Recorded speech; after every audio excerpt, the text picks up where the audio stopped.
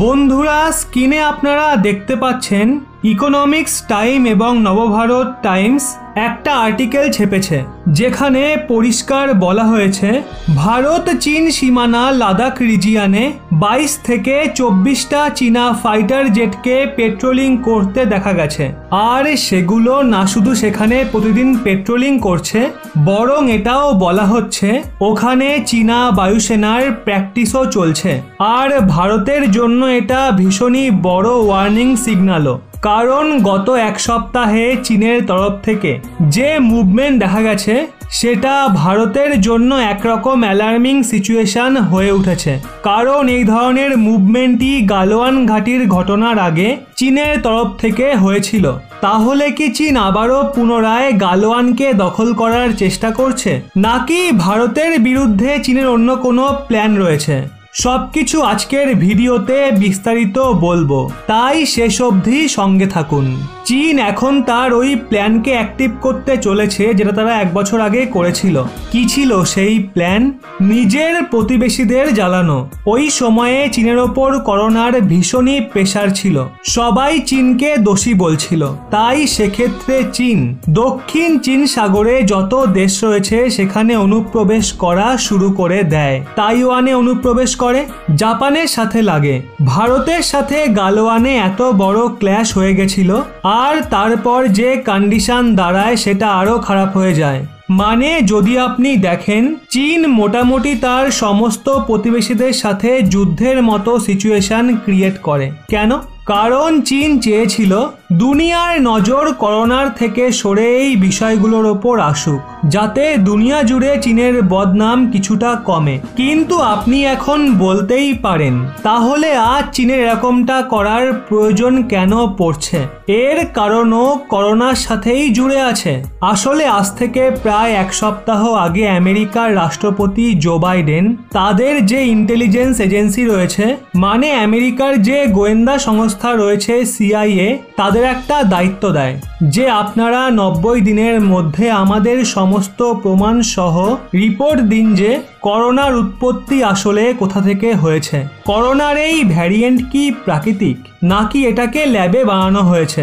যদি ল্যাবেই বানানো হয়ে থাকে, তাহলে এক্স্যাক্টলি কোথায় আর কোন কন্ডিশনে এটাকে বানানো হয়েছে?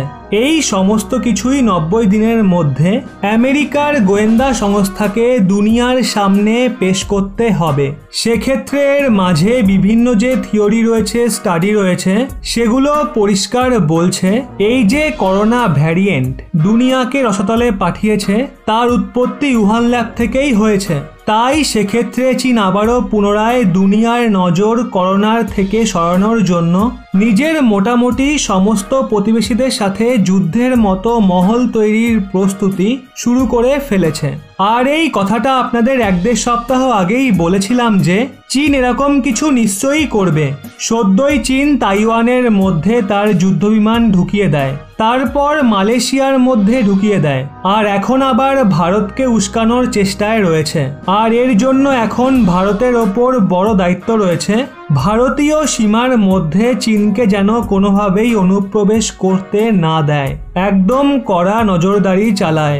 আর দ্বিতীয়ত, চীনের যে মনস্কামনা রয়েছে ভারতীয় সীমায় যাতে বিবাদ মাত্রাতিরিক্ত করে দেওয়া যায়, যাতে পুরো দুনিয়ার নজর করোনা থেকে সরে বর্ডারে চলে আসে, সেটাকে যেন ভারত কোনোভাবেই হতে না দেয়। এর জন্য ভারতকে একটা কঠিন রণনীতি বানানোর প্রয়োজন আছে। যদিও চীনের বায়ুসেনার তরফ থেকে যুদ্ধবিমানের পেট্রোলিং নিয়ে চিন্তিত হবার কিছুই নেই, কারণ তাদের স্বাগত জানানোর জন্য সেখানে আগে থেকেই রাফায়েল, সুখোই 30 আর মিরাজ মোতায়েন রয়েছে।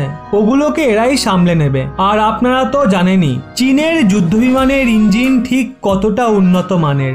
যদি না জেনে থাকেন তাহলে ডেসক্রিপশনে দেওয়া লিঙ্ক থেকে জেনে নিন।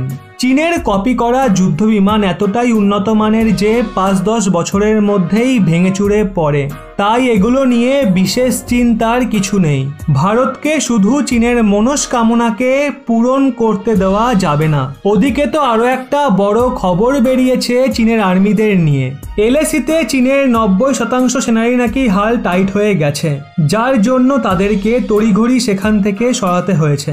এর থেকে এটাই প্রমাণ হয় যে চীনের সেনারা ঠিক কতটা অসামর্থ্য।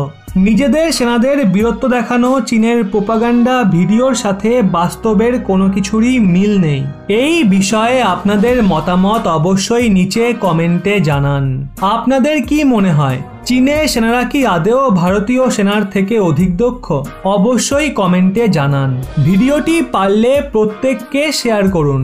আর এরকমই ব্যাক টু ব্যাক আপডেট পেতে রহস্য বাংলা এই চ্যানেলটি সাবস্ক্রাইব করে পাশের বেল আইকনটি অল করে রাখুন।